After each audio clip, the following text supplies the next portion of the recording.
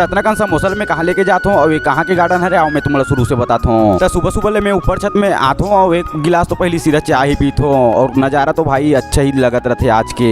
फिर मैं नीचे चले जाता हूँ, नीचे जाकर देखता हूँ कि एक सुंदर से कांच में तो मछली मन तौलत रहते जिन दिखे में तो बहुत ही सुंदर लगते भाई। नीरज ला टाटा करके मैं नहा नू के निकल जाता हूँ भाई के ठेला और ठेला के जाके पहले अपन नया पारा के बस स्टैंड ला एक बार देख लो जिन दिखे में तो भाई बहुत खूबसूरत ही लगत रहते।